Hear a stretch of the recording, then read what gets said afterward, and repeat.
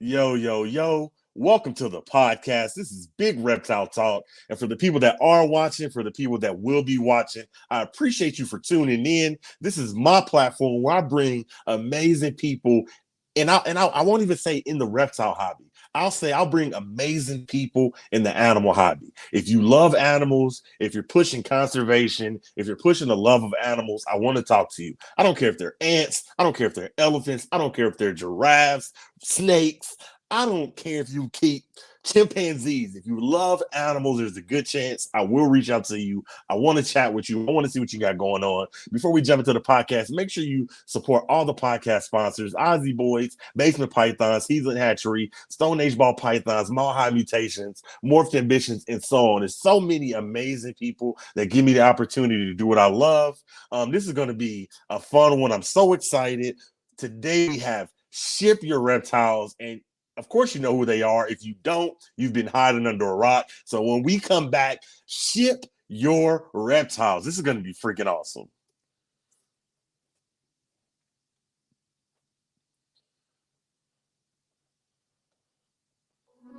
Whoa. Big reptile talk. Yeah, we working. Talk about service. Big reptile talk.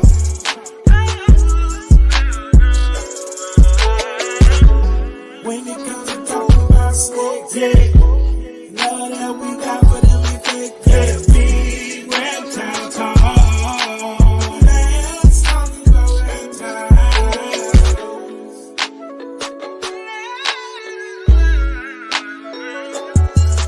Yeah, big reptile talk. Let's talk about reptiles.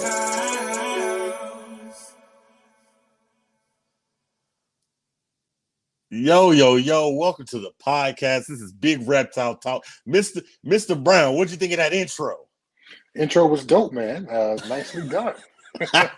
I love it, man. I'm so honored to have you here, man, because we have had a past. So before we even jump into the podcast, I want to publicly apologize to you because I felt like when you gave me an opportunity and I squandered it. And I want to address that. We know there's so much stuff that's going on. We got to portray the hobby in a positive light. And I came into the hobby. I wasn't thinking about the industry side. I was thinking, I want to grow my channel. I want to grow my channel. I was doing a lot of crazy things, and I want to show you something. I was trying to get views, and I didn't necessarily do it in the greatest way because I was addicted to view chase. And I want to show you something. These are some of the views I was getting almost a year ago. Can you see that? The first video, Yep, I can. Yeah. 9 million views, 1 million views, 1 million views, 900,000 views. I was getting views, and I wasn't necessarily doing it the right way. But I feel like, I got addicted to it. It was almost like a drug. And I want to say, thank you for the opportunity that you gave me. And I want to say what I did, I totally dropped the ball, and I apologize. It is all good, my man. Life is about living and learning. And I would hate for anyone to ever judge me by my worst day. So we're all going to have some bad days mixed in there. As long as you're living and learning, you're going to be all right with me. So here I am right back. Let's do it. Let's do it, man. Let's do it, man. We're going through a reband now. Now we got to talk football, man. So I got to get your opinion on a few things before we jump into the shifting side of it, man. I got to ask the Chiefs, man. You think they could go for a three-peat? I'm not necessarily three-peat, but you think they could get a third ring? I think they can. They're probably right now the best team in the AFC. Obviously, Buffalo and Miami have to be talked about as well. But with the Chiefs taking care of business on Thursday night against the Broncos, they still have yet to put together a complete football game. Yet outside that 1-point stumble against the Lions in the season opener, they won all their games. So when you can win football games, when you are not playing your best, when you still haven't hit your stride just yet, there's a lot to be said for that. Now, over the next 2 to 3 games, I got to see them hit their stride. I got to see them get into a rhythm and a good stroke here, because there's always that Super Bowl hangover once you win the Super Bowl, because everyone on the team gets pulled in a million different directions. Hey, man, you want your own radio show? Sure. You want to do your own podcast? Sure. You want to drive a free car all season? Just come to my dealership and sign autographs. So when everybody on the team is getting hit up for those deals, it starts to chip away at the focus. And, heck, even as good as of a guy as Travis Kelce is, this whole Taylor Swift thing has got to, chip away at his focus as well. So there's a lot of publicity, a lot of hoopla, a lot of, gossip going on around about the team with this whole Taylor Swift thing. So they got to find a way to keep their heads down and stay focused. But I think they can do that. I love that. That's such a dope answer. So you think they kind of overhyping the Taylor and Travis situation? Maybe not overhyping. I mean, the NFL has admitted that they have tried to take advantage of this, and the NFL every year at the end of the year, somebody will put up the top 50 most watched TV shows of that year before. Every year, 47, 46 of those are NFL games. So the NFL is already the king of football, the king of television, sorry. But you add Taylor Swift into that, and you get the Swifties on board, well, then you get incredible TV numbers. You get apparel sales, that have never been met before. Travis Kelce's sales went up 4 times his jersey sales. So all that kind of stuff that comes with the Swifties, even if the NFL tried to make it happen, it's been a great benefit to the bottom line for those owners.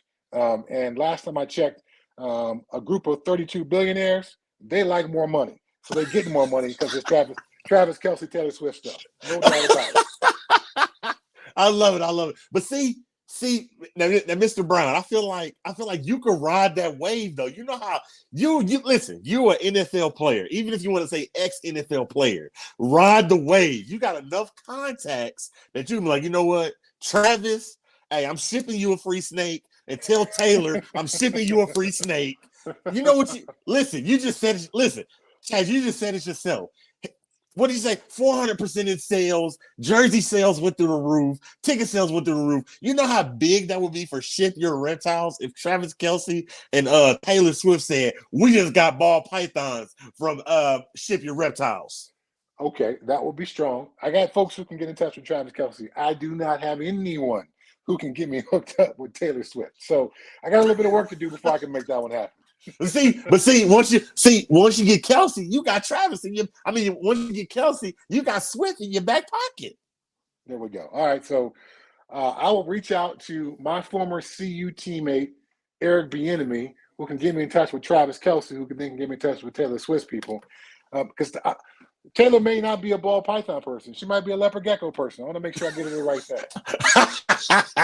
I love it, man. Now, I'm so jealous. You have had such an amazing life, still living life to the fullest, man. Give me a crazy NFL story nobody's heard, man. Give me something that no other podcast has got, man. Oh, no other podcast has gotten, man. Give me a crazy NFL story.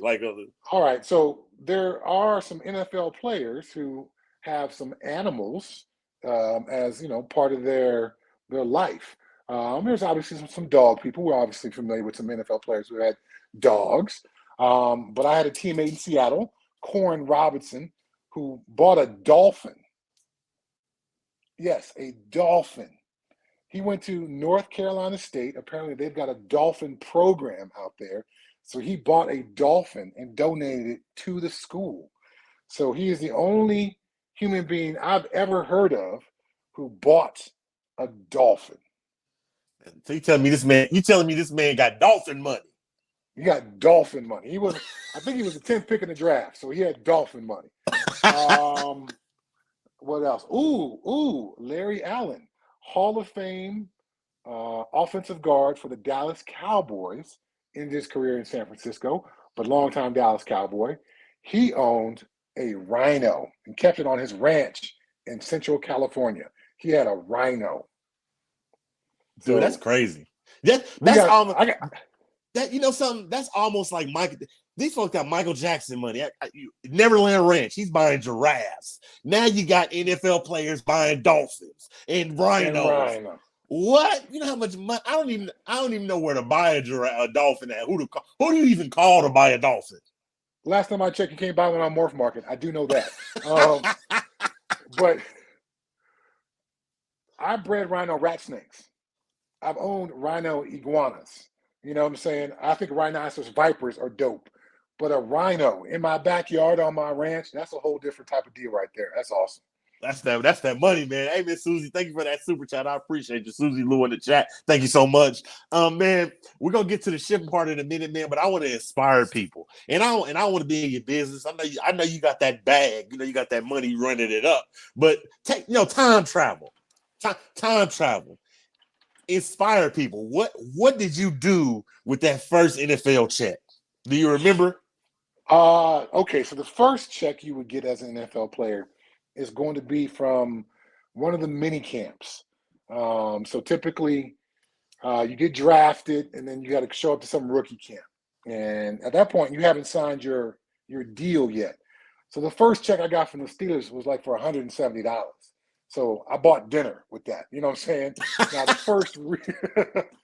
I bought dinner. Now the first real check I got for my signing bonus. Now, I'm 53 years old. So this signing bonus came when I was 22. So that was a long time ago when I got this. It wasn't in the millions, but there was it was six figures. So it was definitely, amazing money. No doubt about that. That's it. What's the first thing you went and got? And she was like, I got it. I got it right now. Here you go. I got it.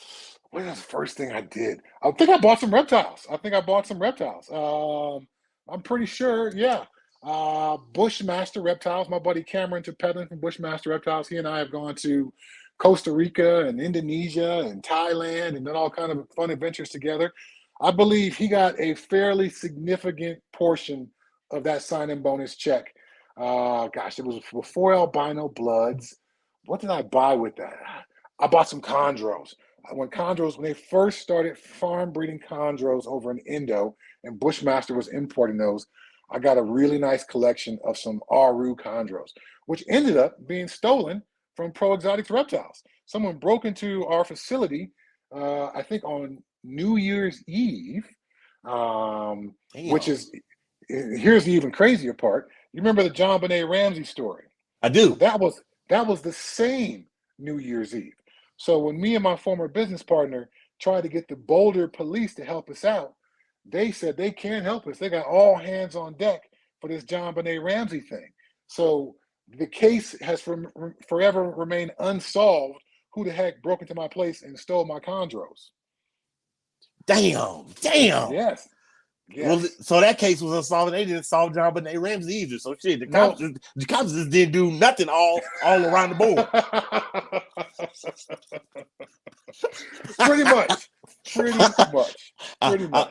I love it, man. Now we know that you're an NFL legend, man. And that's why I said I'm so excited to have you here, man. Now I gotta ask, man. Give us an idea. And shout out to Mike's Monitors. He said, "But will you ship a dolphin?" Silly.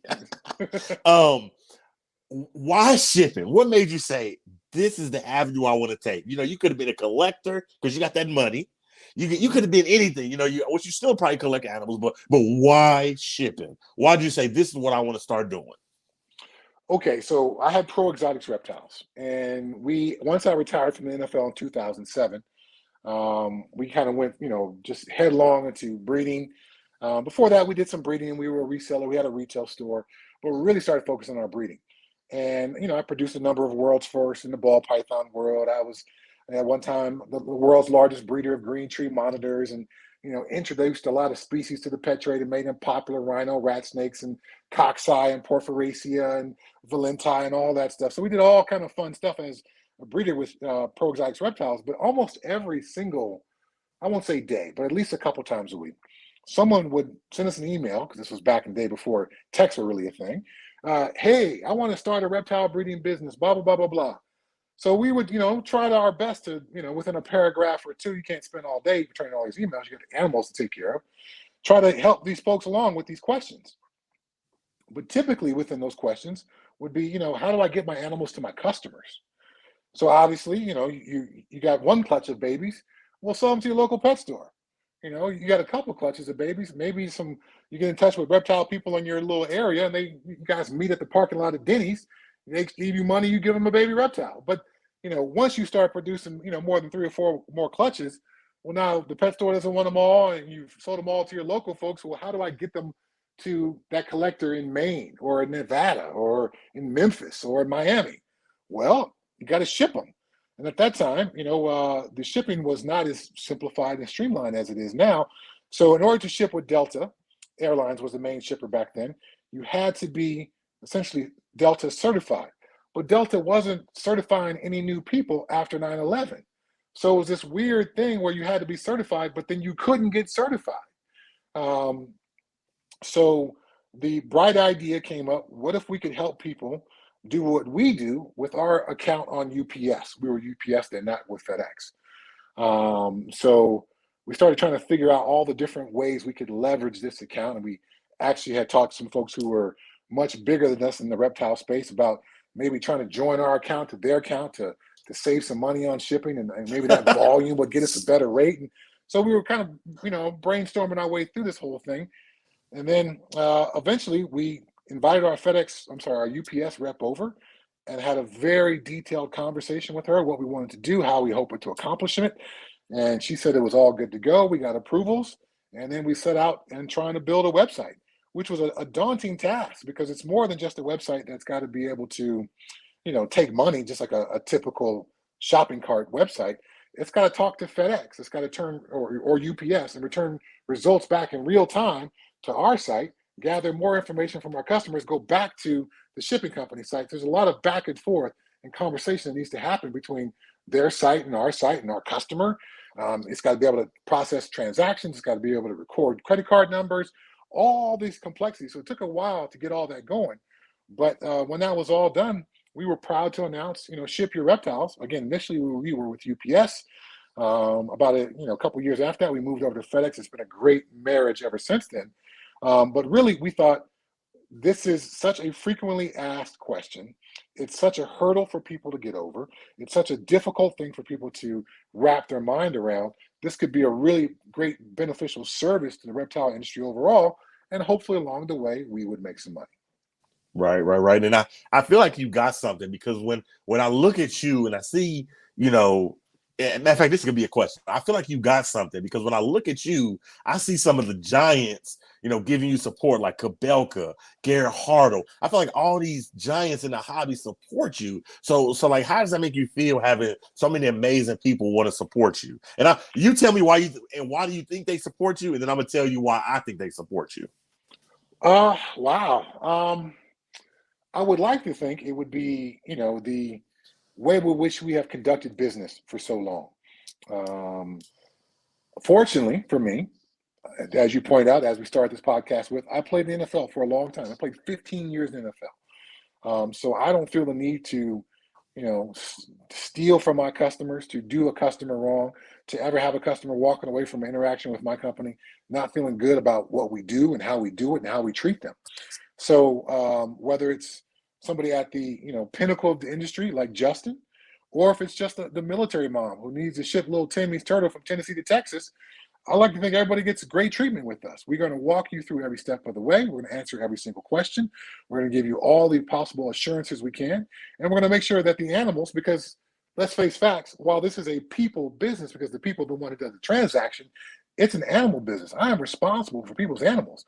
People are entrusting me to take care of their animals.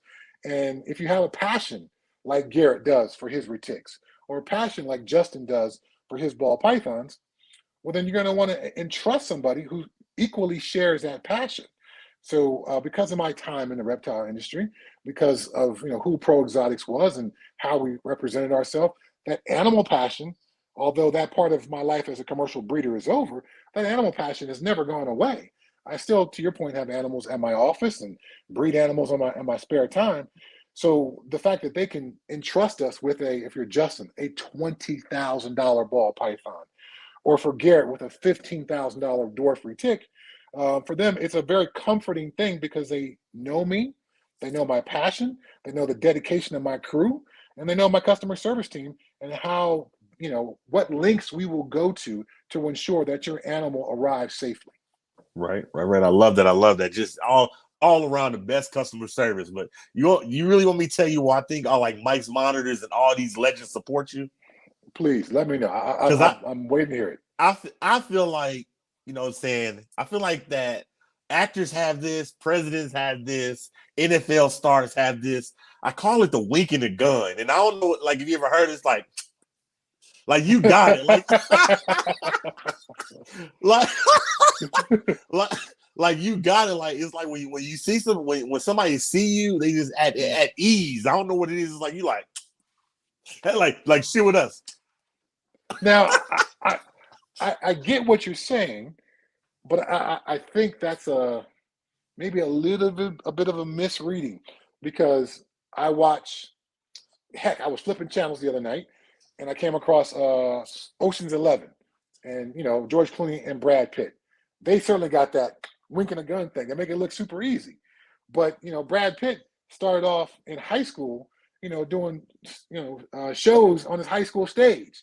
So he worked a long time to develop that Brad Pittness, that confidence, that swag that we see. And for me, I worked a long time as an NFL player and now as a person in the reptile space to give people confidence in who I am and how I go about my business. And they can put their trust in me. So I would certainly love to be that kind of cool and have that persona where, yeah, absolutely, I got you, man. I got you. But at the same time, there is 30 plus years of work behind that. I got you. You know what I'm saying? I love it, man. I love it, man. Now, you're a giant in the shipping game, man, and we're seeing all these avenues open up. Like, you just started shipping to Canada. I seen you on Adam Wickett's channel. You're going towards Canada, and then I look at all these other breeders like Miguel going to Mexico, and Kabelka. He'll fly to freaking Hong Kong or Tokyo or wherever. And my question to you is, does that excite you as a company, or is it's like that's good that they're going over there? That's good that he's going to Mexico. That's good that Kabelka's going to Tokyo, but you don't ever really see yourself shipping to Tokyo, because it's probably costs $1 billion to ship snakes from Tokyo from Kabelka. So the difficulty with shipping international, now, just to be clear, our Canada progress that we made is shipping within Canada.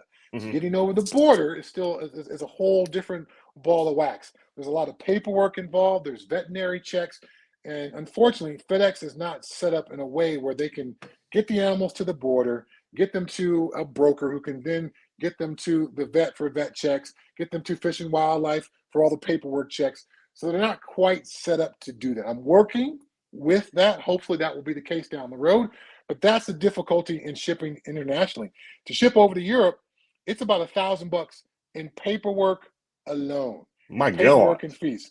So this is not including the airline freight is actually the cheaper part of shipping overseas. So that's why typically when someone is shipping into a foreign country, they try to ship as many animals as possible so you can get that cost down per animal. Right. You ship over 100 animals, and it's a $1,200 shipping charge, including the paperwork. Well, then now we're at $12 an animal. That's affordable. I get emails all the time from somebody who's in the military, and they bought a Uromastyx while they were in Spain or something. People love their animals, but are they willing to spend $1,500 to get it home? That's typically not the case. Or they're in the military. And some of the big breeders don't mind though. Kabelka can ship from Tokyo if he wanted to. He got that money. Well, you can do that. Now, again, it can be done. It's just, is your customer or you as the seller willing to do that? Because there's no cheat code.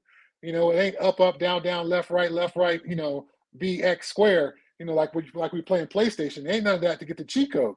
The only thing is you got to pony up that money to make that happen. So right. We've got a couple of international shipping partners who we work with, who help our customers when we send them to them for those international shipping questions. But that is certainly a target for me in the future, to be able to once a month, once every 2 months, have people send me their animals. I'll pack them up and then ship them overseas for them. And then once they get overseas, they'll be able to be broken apart and sent to their individual recipients. Right. I love that. Just kind of each year, just make yourself a goal of just extending your reach of how far you can ship and bring stuff in. I love that. Exactly. You smart. You business minded. Now, just a quick hot seat question, man. Let's say I wanted a job. Let's say I wanted my title to be the head of swag. let's say I wanted that title. Could I get it? And if I could, I got an idea for it. But in order for me to take the job, I need you to be able to say something every time I come to you. So I'm gonna play this video, and I want you to say this when I get done, okay? Because we're gonna play this out. All right, I'm gonna play this video. And keep in mind, I'm the vice president of swag, right? Okay. Now, Okay. this is what I'm gonna need every time I come to you. Khaled, you see this SNL budget? Budget approved. Budget approved. Did you hear that? So when I come to you, I need to be able to say, "Hey, Chad, I need to ship your Reptiles jet." You're gonna say what? Budget approved. Budget approved. Yes, absolutely. Susie, who you gave a shout out earlier in the podcast, Susie frequently pushes the budget, and it has to come to me to get her budgets approved for some of the things we do. Absolutely. So I am used to saying that. Oh, you used to saying that, Khaled? That's Khaled, man. You gotta. Hey, Khaled, you see this SNL budget? Budget approved. Next time she asks you for something, send her that video. Say budget. Send her that Khaled. Budget approved. We got it. I love it. I love it. Now, I'm a big, person. Mike, everybody's laughing in the chat. I'm a big, once you say something, you got to prove it. And what I mean by that is, you big on customer service. We got the best customer service. So we need some proof. And what I mean by that is, give me like a story where it was just, shit was just going downhill and your customer service team just stepped in and they just took care of shit. Okay. All right. I won't even say something was going downhill. Okay. There was a guy who was in a rehab facility halfway house, and he could not receive boxes at where he was staying. So one of my staff was like, "I see you calling from a Denver area code. Why don't I just meet you at someplace we can agree upon, and I'll give you the box there." So that kind of stuff, looking at the situation, figuring out how we can help the customer. This guy needed this box, needed to ship the animal out, but he couldn't receive anything because of where he was at. So we met the customer, literally met him in a grocery store parking lot to do the exchange. So, I mean, those are the kinds of things we will do. We had, there's just so many stories of our staff meeting customers, staying late for customers, getting on the phone at all hours of the night to take care of a customer. We will even, folks will call us and say, "Hey, I'm trying to figure out where my animal is, blah, blah, blah, blah, blah." Okay, well, give us a tracking number. We'll look up the tracking number, and then we'll realize, oh, you didn't even ship with us. You shipped with one of those other clowns out there. And I say that nicely, jokingly. But while I got you on the phone, let me contact FedEx for you, and let me give you a call back, and we'll let you know where your box is. I even help my competitors' customers. That's how customer service oriented we are. You know what I'm saying? I love that. You hear that? He's giving you proof. This man couldn't get the box. They went to him, picked it up. That's going above and beyond. Like, I love it. That's what I'm talking about. When you say you got the best customer service, prove it. Tell me how. Tell me why. Make me a believer. You made me a believer, Mr. Brown. I love it. I love it. Now, I gotta ask, for you, and that's what it's about. She said it's about the animals first. I love that. Susie Lou, man. Matter of fact, before we keep going, I got a question. This is a hot seat question. I know you don't need it. I know you got that money, you got that bag. But how, and we all love Susie's blue hair. But how much would I have to send you in a cashier's check for you to call Susie March? Oh, would she beat you up? Would she beat you up? Susie played hockey. And so I think Susie's got some toughness and some roughness. Oh, we still there? There we go. Yeah, I'm still here. So I got no doubt. I got no doubt that Susie can. Yeah, I don't know if you're freezing up on your side. Oh, there you are. But No, man, I'm not gonna hit Susie with the Marge. Okay, It's Susan, funny though. It's funny, but I'm Susan, not we gonna give it love up. you. But if you don't go with March for Halloween, you messed up. You messed up 2023. 2023 was a bust. Man, Yeah. like, yeah, I'm here. Can you hear me? Shit. She said she's so tough. She messed up Chad's Wi-Fi. I'm weak. I can hear. Can you hear me? Is it my Wi-Fi or his? Man, this is a dope podcast. This is a good one. Hello. I'm here. Can you hear me? Can you hear me? It's like the what was that cell phone back in the day? Can you hear me? Can you hear me? I can hear you. Come back in. Go out and come back in. Hello. Chad, stealing Wi-Fi from McDonald's. I hear you. Just go out and come back in because this is fire. This is a fire show.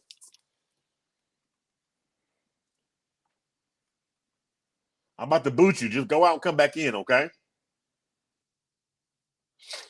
Anyways, man, for the people that are watching, I appreciate you. For the people that will watch, I love you. Shout out to Celtic Balls. This is the episode. This is the episode. We having fun. That's what it's about. I feel like if you go run a podcast, you got to ask questions but have fun. We got Ship Your Reptile in the building, man. This is excellent round two, man. Excellent round two. Ask Chad to see how they checked him to see if he was paralyzed. Oh, that's a good one. Now I'm about to ask that. Excellent. I hope everybody's enjoying the show, man. I'm having a freaking blast. That's what it's about, man. Big Reptile Talk. We learn about you and have a little fun. There he is at the stage. There you are. Yep. What up? Let's do it. Damn, your Wi-Fi is excellent now. Okay. Now back to the show, man. We were talking about. I got a question. How did the NFL check to see if he was paralyzed? Somebody just sent that to me. Okay. All right. So when you get a neck injury or a spinal cord injury, I guess there's some internal organ damage that can happen that may not be obvious from the outside. So they've got to use a finger in a part where most people don't like fingers.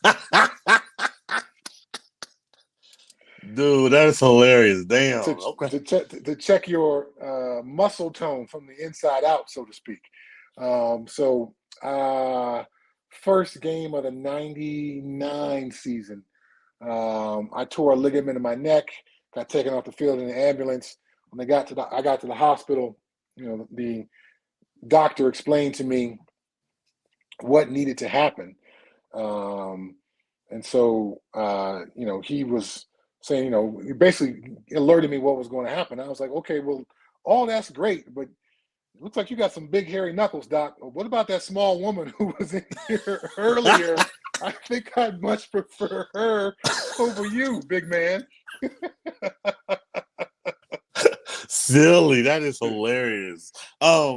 Man, I got to ask this, man, because I feel like you and I'm gonna explain to you what I mean. I feel like you a gangster. And what I mean by that is gangsters, they take territories. You know what I'm saying?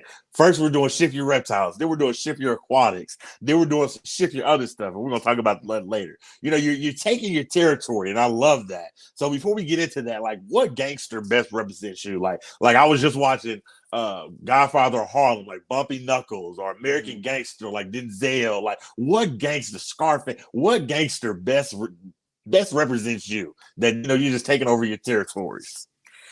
Ooh, man, I'm a fan of the gangster movie genre. There's just so many good ones out there, man. Who was it that Denzel played? Who was that in American Gangster?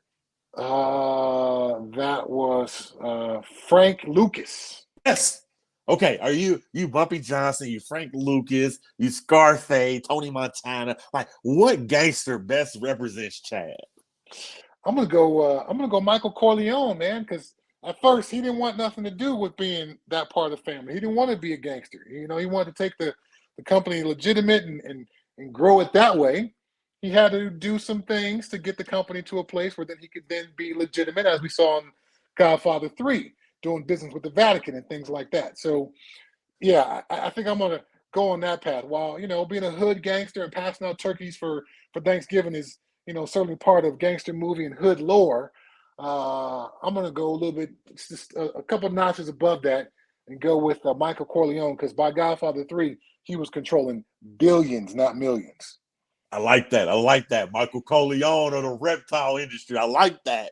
Now, and I say that, so let's jump to the next part, because you're taking your territory. It's like, we want to do ship your aquatics. We want to do ship your reptiles. Now you're doing ship your semen. Like, how did that idea come into your head? Because when I heard about that, I was like, I got to ask this man this. Like, what? He's shipping all kind of stuff. He over here, he over there, he over there. Ship your semen. Why and how? Okay. Well, if you think about the need of what's in the box, obviously our reptiles need to get there overnight, need to be a safe temperature when they're moving through transit. So that works for aquatics as well. The shipping needs of a coral frag or a koi fish really aren't that much different than that of a bearded dragon or of a reticulated python. Now, what else is perishable? What else is temperature sensitive? What else needs specialized packaging? What else needs expedited service? So you start running through your mind, and just as the average person outside the reptile world does not realize that there are thousands of boxes of reptiles moving all across the country on any given day. The person who's not involved in livestock or dog breeding doesn't realize that there are literally, maybe not thousands, but hundreds of packages of semen moving across the country on any given day. Horse semen, all kind of livestock, dog semen. So the thought process of, well, if I'm doing reptiles and I'm doing aquatics and I'm doing this and I'm doing that, well, then semen fits directly into that. It's the same model of specialized packaging, expedited services, temperature requirements, specialized understanding of what's going in the box and how to possibly ship that, the education process for the customer shipping it out. So it's very similar to all these things that we already do. So yeah, it seemed like a natural progression. And so while I do own the domain name for Ship Your Semen, and we occasionally do ship semen for some folks, animal semen, by the way, not human. The website for Ship Your Semen is not up and live just yet. It'll having a little trouble coming up with some of the graphics for that website. That's why I like you, man. Like, you're personable and you humble, but you down to earth, and not just that though, but business minded. You taking what you want. You're like, I want this, ship your reptiles. I want ship your aquatics. Now I want ship your semen. I see you having, of this one company. In the future, I see you having 50 branches of shipping stuff, shipping 50 different things. Well, hopefully that is the case. We just launched Ship Your Flora a couple of months ago, and Ship Your Invertebrates. We are taking some time here in the fourth quarter of this year to make sure we got all our I's dotted and T's crossed. And next year we're going to, start with a big marketing push and things like that. And then after that, we'll work on our next targets for the Ship Your model. Invertebrates are obviously part of the reptile hobby, spiders and scorpions and all those kinds of things. But I believe they need their own standalone site in order to properly educate the customer. And then for Ship Your Flora, just as there are dedicated folks who are into freshwater turtles in the reptile hobby, there are folks on the flora side who love orchids. There are people who are into dwarf retics. Well, there are people who are into bonsais on the plant side. So all these different parts of the hobbies, just like we're used to in the reptile side, turtles, geckos, lizards, monitors, iguanas, all the different snakes, corn snakes, milk snakes, rat snakes, boas, pythons, all that stuff. There's that same thing in the flora hobby. Orchids, roses, cactuses, bonsais, rare house plants. There's all those kinds of separate hobbies as well, and they all deserve their own kind of special attention and marketing reach out. And that's where we're at, trying to develop and grow that right now. I love that. And now I know you ship to like customers and houses and stuff, but do you ever see yourself like expanding over into like the zoo side? Like, let's say somebody, or is it even possible? Or let's say somebody wanted a freaking Komodo dragon and it's in Africa, and the zoo was like, we'll pay you whatever you want. Would you ship a Komodo to a zoo over here? Okay, so I do zoo shipping for a number of zoos here domestically in the U.S. Shut up. Do you? I do. I ship. What? I ship zoo animals at least weekly, and there are a number of aquatic gardens and large aquariums that use us as well. So that this comfort is more than just Garrett and Justin. It is people at the absolute pinnacle of the animal world. These zoos and institutions that we think of, all around the country, use us for these purposes. So it's a very fun place to be. As a kid, I loved and idolized the San Diego Zoo and all those folks who worked there. And growing up in Southern California, when other kids wanted to go to Disneyland or Magic Mountain, these large amusement parks for their birthday, no, mom and dad, I want to go to the San Diego Zoo. So now when I'm looking at my shipping rolls and I see the San Diego Zoo has done a shipment with me, I tell you what, it just warms Big my dog. heart. It just makes me feel so special that this place that I idolized for so long has now developed a trust with me to do what I do and trust me with their animals to ship to somebody else. That is awesome. I'm glad I asked that question. It just came to me on the fly. I was like, you're not just shipping small animals, you're shipping to zoos. That's a major flex. Yes. I love that. Awesome. I love that. Now, hold on. Celtic Balls wants to ask you a question. Says, what do you think about the Colorado Buffaloes look with Dion? Well, if you're talking about the look of the uniforms, I'm loving all the new uniforms they come out with. That's been a lot of fun. As far as the season, obviously 4-3 is not it's not undefeated, but no one, at least I did not expect them to be somehow undefeated in 1 year. It takes time to build a football team. I'm happy that Coach Prime is our coach up in Boulder. After one win last year, maybe one of the least talented rosters in all of college football, to now be part of the conversation about college football again. I'm super happy. I'm stoked. As a guy who was a part of the glory days for Colorado football, helped them win a national championship, I'm happy to see them back on that track, getting back to where they were back when I was playing for them. I could have did that. Was that a? Now I got a question. Was that a high? If I remember correctly, was that a high school or was that Colorado, a college that paid him? They pay him $28 million. Which one are you talking about? Who are you talking about? Shador or Dion? Dion. He got a 6-year, $30-something million deal. $30 million. I could. Hey, you run. You get down the field. $30 million. Oh, shit. I have a bullhorn and everything. Hey, give me some push-ups. Run. So I think he's about $6.5 million a year to coach the Colorado Buffaloes.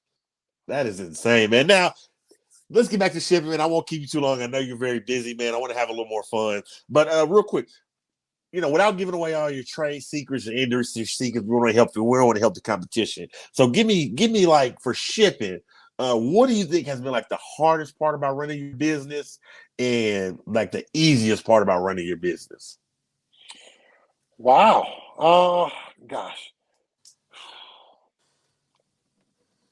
The easiest part would be seeing the customers at the shows and the reptile events and having those conversations about, how appreciative they are of our service, or my box got delayed and you guys were on it, or I was so worried about this animal and then, you guys made a couple of phone calls and it was on the next plane and it got delivered. That's the easiest part. I love that part. It's great to hear good things about how hard you work. But because we are an animal company, I'd say the most difficult part is when an animal passes in the shipping process. Now, while we do everything we can to educate our customers, to sell them all the proper packaging, not everybody reads, not everybody follows directions. And there's a lot of folks who maybe assume they know better. They're too cheap to invest in proper packaging, or they don't care about the animals that go into the box at all, and they may not have such a great result. And that's the most difficult part, is dealing with the people who are unwilling to invest the extra 5 or 10 minutes it takes to read the website so they can do things the right way and their animal can arrive safely. That's the most frustrating part, because then that person's upset and they want to blame me. It's like, dude, you shipped in a banana box from the grocery store. What made you think that was going to be okay? So those kinds of mistakes and errors, omissions, overlooks, whatever you want to call it, customer-based mistakes. That's the part that drives me crazy. So we are constantly trying to make shorter and shorter how-tos and bullet pointed because people don't want to read. So we can get people at least some of the education possible. Now we've got short-term videos, we got long videos, we got short articles, we got long articles, we got all this information, but people have to read it in order to be educated. So that's the most difficult part. I love that. I heard it. Just an awesome answer, man. Now, it's that damn. I was about to say that's that damn McDonald's Wi-Fi. I'm just kidding. Man. I'm just kidding. Now I do got to ask. You know, and you can give me your honest opinion. Will you ever not ship to a person? What I mean by that is like if you feel like this person might have too many animals, you can look you look at your records. Maybe they have like 400 animals, and you like, no, we don't want to promote like animal hoarding. Is there a case where you won't ship to somebody? I am not the animal police, but I certainly do love animals. So there are times when folks call us up and want us to get involved in this transaction between them and who they bought the animal from. And so that's always unfortunate when those kind of things happen, when someone feels scammed or whatever the case may be. Now, we are a shipping company, so we are involved in that transaction, but I didn't process the credit card. I didn't send out pictures of the animal. So it's a very difficult place for me to jump into with that. But there are certainly customers who we have essentially fired as our customer because they are unwilling to adhere to our shipping practices and standards. And if you're going to continually to jeopardize the animals in the box, I don't want you as my customer. I just don't want it. No matter how much volume you do, it doesn't feel good. And you know, when your customers open up that box and they feel crappy because you sent them a bad animal, or they feel scammed, or they feel taken advantage of, those are all ugly things. And so those are the things I don't like. Now, for the most part, an overwhelming number of our customers are tremendous and awesome. But there's always going to be a small percentage of folks in this hobby who are a little bit more scam based or who are unwilling to do things the right way. And I see you nodding your head because I'm sure you've dealt with some of them in this hobby. And it's an unfortunate part of what we do. But I've been in this space for more than 30 years and it hasn't gone away yet. So we will keep doing our best to try to eliminate it. But yeah, it's always tough as the person who's sometimes been asked to deliver bad news to people because someone didn't do the right thing. Right. I love this. Just great. Just awesome answer, man. This is just going incredible. Now, anybody to tell you I was the first one pushing you start charity matches, and they just so happen that they happen at Tinley with Antoine. Now, my question to you is: we got some wrestling matches, and I want you to tell me who will win, and you're involved in every match. So let's go. You versus Barchek. Who win it? Oh man. Well, I mean, obviously Barchek is a bit compromised currently with his, fighting through cancer. So while I think a healthy Brian Barchek would give me a little bit of a run for it, the current Brian Barchek, I would graciously let him win because I think he needs all the support he can get. Damn straight. Much love to Barchek. You and Brewer. Who's winning? You or Brewer? Jay's a pretty barrel-chested dude. Jay's got some power behind him. You know, he's working with those big retics. So I think Jay would give me a run for my money, but in the end, I would hope my athleticism and my previous experience would help me out, and I can get the victory over Jay. I love it. You and Kaufman, who's winning? Dave's pretty tall. Dave is pretty tall. And Dave does all those international adventures, which I have done reptile, seeking, hunting, whatever you want to call it internationally. It's typically a lot of walking involved. You got to be able to deal with some pretty hot and tough conditions. So I know he's a tough dude. But I think while his length may be able to keep him off me for a bit, once I got inside of him, my power base would take over. I love it. Okay. You and McCurley. Oh man, I got Kev Kev's too skinny. Kev is too skinny. I'm taking Kev down from the jump. I heard he know jiu-jitsu though. He may know jiu-jitsu, but he's got that long ponytail. Now that's one more thing for me to grab on. I might be slinging him around by that ponytail by the time it's all said and done.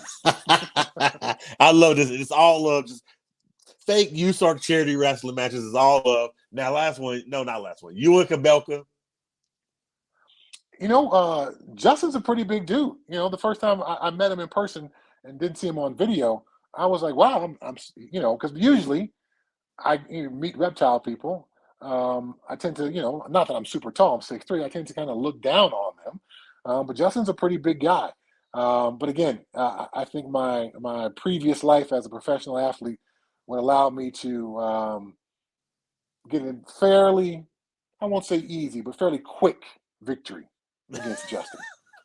I love it. I love it. Last one. Susie Lou. Again, Susie's tough. No, not you. Not versus you. Okay. Susie Lou versus Mrs. Barcheck. Ooh, wow. I gotta go with Susie. Susie is a strong, powerful woman. I think her hockey background. I know Mrs. Barcheck, wrangles all those animals and human animals over there in Brian's world. But Susie, her hockey background, her horse riding background, her dog training background. I think wrestling with some big Rottweilers and Connie Corsos and all those big mastiffs in her past gives her an advantage. I got Susie in this one. I'm putting my money on Susie. Okay. All right, Marge. You get Miss Barcheck. I'm just kidding. Don't beat me up. Man, this was just an amazing podcast. Last question, and actually I got two more questions, man. Let's say, because I'm a big video gamer. I love Xbox, I love PlayStation, man. Let's say I was making a video game about you. What would it be called? Ooh. Is it fighting? Is it adventure? What's the name of the video game about Mr. Brown? Oh man. I think it might have to be like after that movie, Everything All at Once. Because it would have to, if it's going to be a video game that incorporates me, there'd have to be some adventure. So it'd have to be one of those adventure style games. There would have to be some kind of physical conquest, whether it be fighting or sports or something to it, because that's part of my background. And then I would have to go out and do some awesome things in probably the jungle because of reptiles. Yeah, so it'd be a little bit of everything all at once. You'd have to be smart and choose the right path. Your fighting skills would have to be on point. So you got to have some nice Xbox fingers there. Yeah, man. It wouldn't just be one or the other. It'd be a bit of everything. It would be a really fun game. It'd be like a RPG, almost like Skyrim. Yeah, there we go. Okay. I feel with it, man. Man, I want to say something, and you give me your opinion, man. You've been relevant in the shipping space for years, man. And before we leave, like, why do you think that is? Why do you think that you just consistently have stayed relevant? There's a great football quote. Consistency of focus, consistency of action leads to success. So I've adopted so many of these football quotes into my personal life and into my business life. And so consistency of focus, what do? We serve our customers. Well, consistency of action. Every time we try to make the customer right, whether the customer makes a mistake, whether it's a FedEx error, our actions is to make it right. So if we operate within those two things, purpose, focus, and action, we're going to be good, and folks are going to continue to use our service. So that's what we lead with. I love that, man. Just awesome hour, man. This round 2 was epic. I had a freaking blast chatting with you as always. I had fun chatting with you, man. I hope you had a good time. I had a blast, man. Thanks for having me on. I really appreciate it. And round 2, let's keep it going, man. Let's do round 3 down the road. I agree. Don't go nowhere. I'm putting you backstage. Don't go nowhere. I want to thank you backstage, okay? All right, cool. Woo! Ship your reptiles, man. Round 2 was freaking epic. We talked about shipping. We talked about animals. We talked about the NFL. I poured my heart out, gave an apology. This was an amazing hour. Ship your reptiles. There's a reason that they have stayed relevant. As you see, everything's green right here for a reason. There's lots of other companies. But I feel like this company, they're not just about swag. They're not just about, and I'm not sneak dissing anybody. I'm not dissing anyone, but it's just more to this company than swag. I love the humbleness. I love just everything about this company, man. So if you are going to ship your reptiles is the way to go. Man, epic episode. Everybody that watched, I appreciate you. Everybody that will watch, I love you. Until next time, man, this is Big Reptile Talk, and I'm out of here. Whoa.